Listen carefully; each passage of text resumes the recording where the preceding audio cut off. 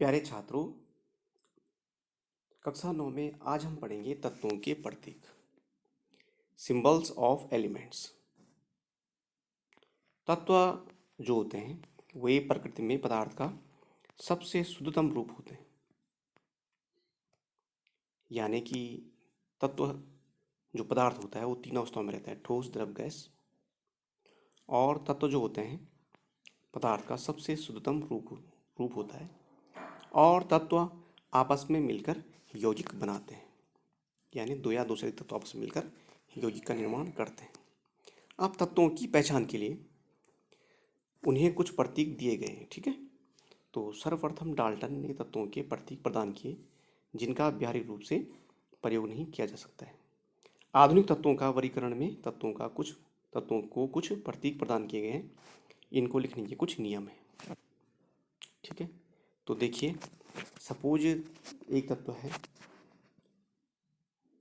चाहे नाइट्रोजन है, ठीक है, या कार्बन है, तो कैपिटल सी और कैपिटल एन, यानी कैपिटल सी जो है वो प्रतीक हमने दे रखा है कार्बन को। कैपिटल सी हमने किसको दिया? कार्बन को दिया। तो तत्व के प्रतीक ये दिए गए हैं, ये अंतर्राष्ट्रीय रूप से मान्य है। और यदि किसी तत्व का प्रतीक एक अक्षर का है, जैसे कार्बन का प्रतीक या नाइट्रोजन का प्रतीक, ठीक है, वो क्या है, या पोटेशियम का प्रतीक जैसे के हो गया, ठीक है, ये सब एक ही अक्षर के हैं। तो जब एक अक्षर का हो, जब कैपिटल या एक लेटर का हो, तो इसको अंग्रेजी के बड़े अक्षर में यानी कि कैपिटल लेटर में लिखते हैं, ठीक है।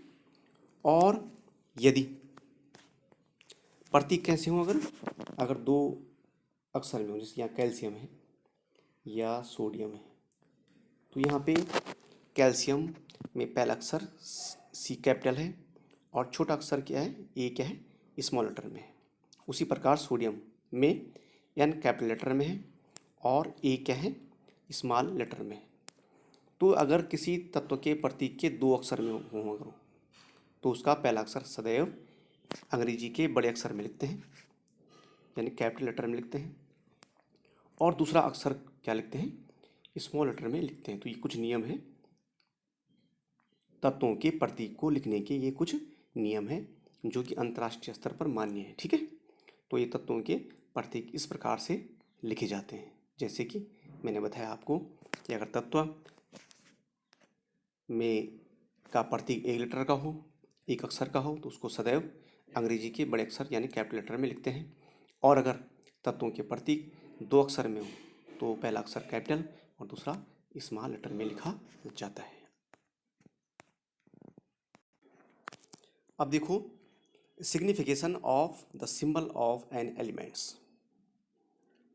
कुछ उपयोग हैं जो हम तत्वों को उनके सिंबल देते हैं, उनके कुछ व्यवहारिक जीवन में उपयोग होते हैं और अपने दैनिक जीवन में जिससे कि सरलता हो सके उसके लिए तत्वों के उपयोग, उनकी आवश्यकता, जो हमारा दैनिक जीवन के आधार पर हमने उनको कुछ सिंबल दे रखे हैं, ठीक है।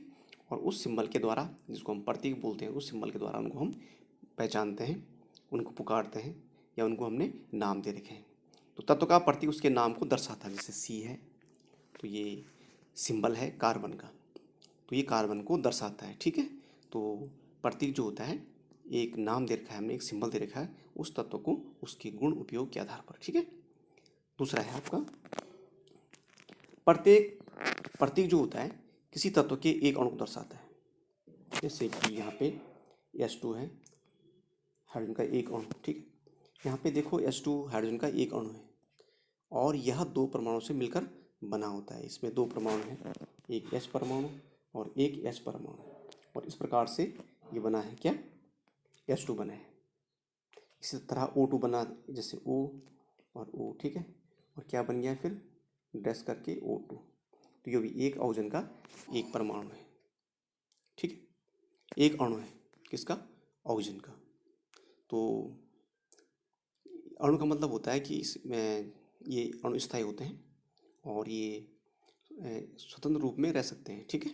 और हम कह सकते हैं कि जैसे O2 है तो O2 में ऑक्सीजन के 2 परमाणु है से मिलकर बना है एक अणु किसका, ऑक्सीजन का।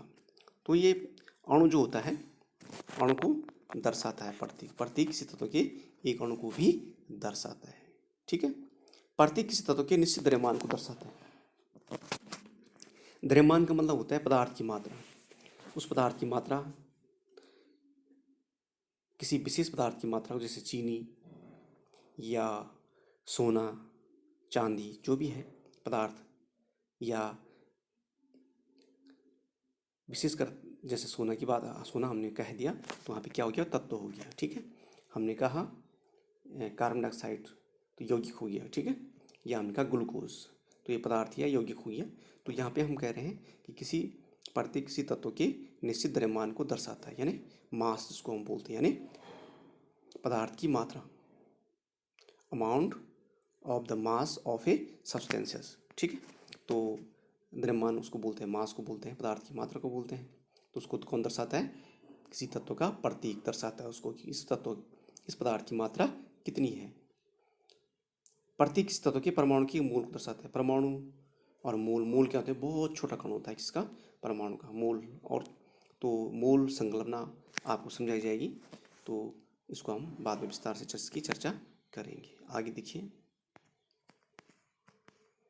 किसी तत्व के प्रतीक के उपयोग का एक उदाहरण। अब हम किसी तत्व को प्रतीक प्रदान क्यों करते हैं, उसके क्या क्या उपयोग है, उसका एक एग्जाम्पल यहाँ पे देखिए।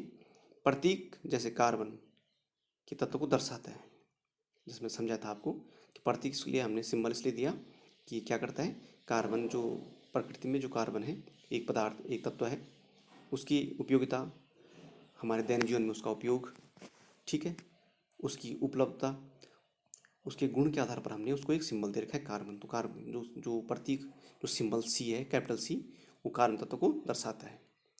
प्रतीक सी कार्बन तत्व के एक परमाणु को दर्शाता है। ठीक है, कि एक परमाणु को दर्शाता है कि इसका परमाणु क्रमांक कितना है, यानी प्रोटॉन कितने हैं उसमें, न्यूट्रॉन कितने हैं, इलेक्ट्रॉन कितने हैं। ठीक है, कार्बन का प्रतीक कार्बन के द्रव्यमान को, यानी द्रव्यमान संख्या, परमाणु भार, उसका भार कितना है उसको दर्शाता है।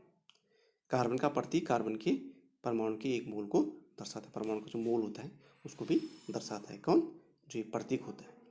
तो प्रतीक का महत्व यह है कि एक नाम है किसी तत्व को पुकारने का, उसको समझने का, और उसको हमने एक सिंबल दे रखा है, और उसी नाम के कारण हम उसके गुणों को देखते हैं। जैसे कार्बन के लिए हमने कैपिटल सी दिया, सोने के लिए AU दिया हमने, ठीक है, सोना, ठीक है, चांदी के लिए AG दिया हमने। इसी प्रकार सिंबल दे रखे हमने तत्वों को, ठीक है, और इनके नाम से, यानी सिंबल इनके नाम हो गए, प्रतीक इनको दर्शाने के लिए हम विशेषकर रसायन विज्ञान में या साइंस में इनका उपयोग किया जाता है। Okay, thanks.